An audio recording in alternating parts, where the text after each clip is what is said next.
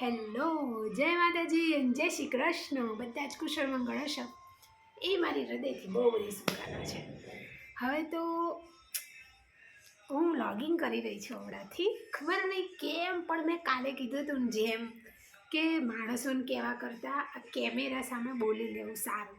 મન બી હળવું થઈ જાય અને કદાચ શક્ય હોય તો જેને સંભળાવું છે અને વિડીયો મળી જાય ને જોઈ લે તો એ સાંભળીએ લે. એમાં મેણુંય આવે, હૃદયની વાતય આવે, ગુસ્સોય આવે અને કોઈક એવી લાગણી વ્યક્ત કરવાની હોય કે જે આપણે ના કહી શકતા હોય એમને સામે, તો આ બાને પહોંચી જાય એવું બી રાખી લઈએ આપણે.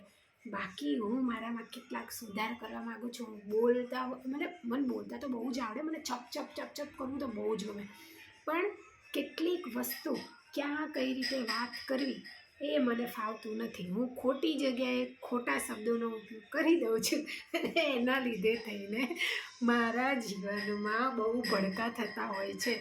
મતલબ કોઈ હદપાર વગરના હો, એવું કહું તો ચાલે. બટ આ વિડીયો હું એટલા માટે બનાવી રહી છું કે હું કેટલા માટે બનાવી રહી છું એ તો હું રોજે બનાવીશ, પણ આ એટલા માટે બનાવી રહી છું કે આજે શું થયું ખબર છે. આજે હું સવારે ઓફિસ ગઈ, બરાબર. આજે પહેલું તો હું મોડા ઉઠી એટલે ધમ દોડ થઈ ગયું. નાયા ધોયા ને દીવાબત્તીએ જલ્દી કરીને નાસ્તો કર્યો ના કર્યો ને ભાગી. બહુ મોડું થઈ ગયું હતું આજે. હું ઓફિસ પહોંચી, મેં અડધા દિવસ કામ કર્યું અને મારું પીસી હતું બંધ થઈ ગયું 1.5 કલાક માટે. તો માંડ એને ધમાધમ કરીને ચાલુ કોશિશ કરી, પછી ના થયું મારાથી.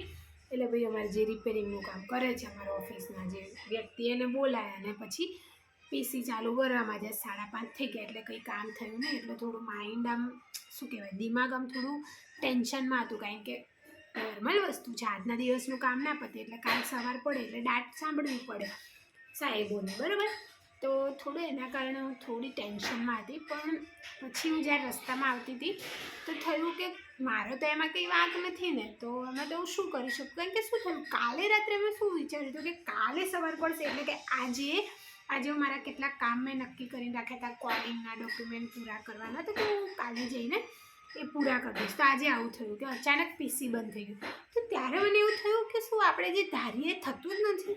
તો જે પેલું આમ કે આ બધા કે આપણે તમે આ વિચારો, પેલું વિચારો, આમ કરો તેમ કરો, તો શક્ય નહીં કે આપણે જે વિચાર્યું હોય, જે પ્લાનિંગ લઈને ફરતા હોય એ થાય. હવે જેમ કે આજે એક નાનો કિસ્સો છે આમ તો, પણ આવું થઈ ગયું ને. આવું ઘણી વાર થાય કે હું ક્યાંક જવાનું, બહાર ગામ જવાનું કે કોઈના ઘરે જવાનું પ્લાનિંગ કરું, તો મેં કેટલું વિચારી લીધું હોય કે હું જઈશ તો કદાચ આવું હશે તેવું હશે, પણ આપણે જ્યારે ત્યાં પહોંચીએ તો ત્યાંની પરિસ્થિતિ કંઈક અલગ હોય. આપણે જે પ્લાનિંગ કરીને ત્યાં ફન કરવા, મસ્તી મજાક કરવા માટે નીકળ્યા હોય, તો એ શક્ય નથી કે એ થાય, બરાબર. કારણ કે એમના ઘરનું બી અલગ વસ્તુ હોય, એમને બી કંઈક પ્રોબ્લેમ ચાલતી હોય, કંઈક ખુશીઓ હોય કે દુઃખ હોય, તો એમાં એ બંધાયેલા હોય, તો સંકળાયેલા હોય, તો એના કારણે કદાચ આપણું ધારેલું ના થાય એવું થાય, અને થાય જ તો જીવન કહેવાય.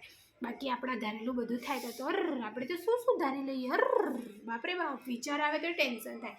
મતલબ તો કંઈ બી ધારી લઈએ નહીં.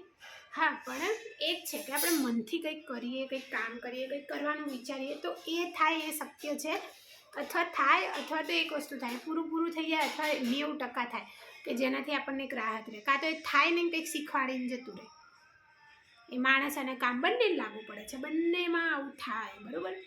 હવે મને ખબર છે કે તમને એવું લાગતું હશે કે આ બેન શું ચપ કરે છે, પણ કદાચ મને એવું લાગે છે કે મારી જાતને મારે ખુશ રાખવા અને મારા મગજને શાંત રાખવા, મારા મગજને ખુશ રાખવા માટે, મારા દિલને ખુશ રાખવા માટે મને આ રસ્તો ઠીક લાગે છે કે ભાઈ વિડીયો બનાવો, મનની વાત મૂકો.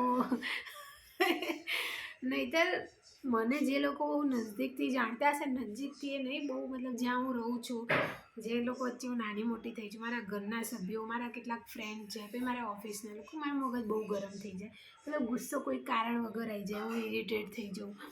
અને આ બધી મારી બહુ ખરાબ આદતો છે ને એના લીધે હું સંબંધ પછી સાચવી શકતી નથી. તો હું ચાહું છું કે હું મારામાં બધા સુધાર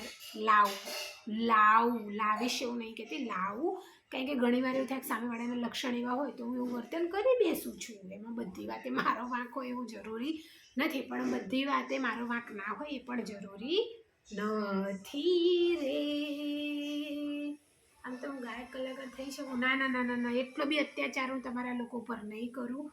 હું બોલું છું એ જ બરાબર છે, પણ મને ગાવું ગમે છે, શું કરું? ના ના ના ના ના, એવું નહીં કરવાનું થતું. સુરેખા, ટોપિક નહીં બદલવાનો યાર. ઓકે, તો આજનો દિવસ કંઈ ખાસ નહોતો, પણ આજનો દિવસ એટલા માટે ખાસ હતો, તમે માનશો નહીં દોસ્તો, કે હું છે ને સવારની મતલબ ઉઠી અને ઓફિસ ગઈ અને સાંજે ઘરે આવી તો મને બસ એવું જ હતું કે હું ક્યારે વ્લોગિંગ કરું, હું ક્યારે મજાનો વિડીયો બનાવું ને યુટ્યુબમાં અપલોડ કરું, મારા દોસ્તો જોવે, લાઈક કરે કે ગમે, મતલબ આમ એવું હતું કે હું શું બોલીશ વિડીયો સામે, હું શું કરીશ. તો એક આ આતુરતા છે ને એ હું ચાહું છું કે મારામાં હંમેશા રહે, કારણ કે મેં ઘણા બધા એવા વિડીયો જોયા છે કે એમાં એવું કહેતા હોય છે કે ભાઈ થોડો ટાઈમ માટે તો તમે નિયમિત રીતે વિડીયો બનાવી લો, પણ પછી થોડા દિવસ પછી તમે કંટાળી જાઓ. તો મારે નથી જોઈતું, કારણ કે કદાચ હવે ધીમે ધીમે ધીમે ધીમે ધીમે એવું થશે કે મારે આ વસ્તુમાં આગળ વધવું છે. શું મેં મારો ધ્યેય કહી દીધું તમને લોકોને? હા હા હા, એટલે ધ્યેય નથી, પણ મને એવું થાય છે કે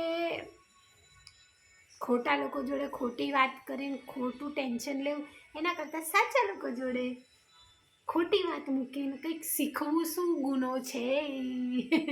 અને આમે બી કેટલાક લોકો તો વાંક વગર દોષ આપવા માટે તો મારી પર સાપની જેમ બેઠા હોય, પણ હું હવે એમનાથી ડરવાની નથી.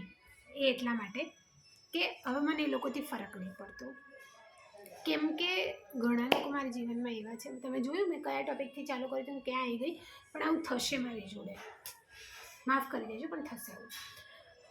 કેટલાક લોકો મારા જીવનમાં એવા છે કે જેમની પર હું બહુ ગુસ્સો કરતી,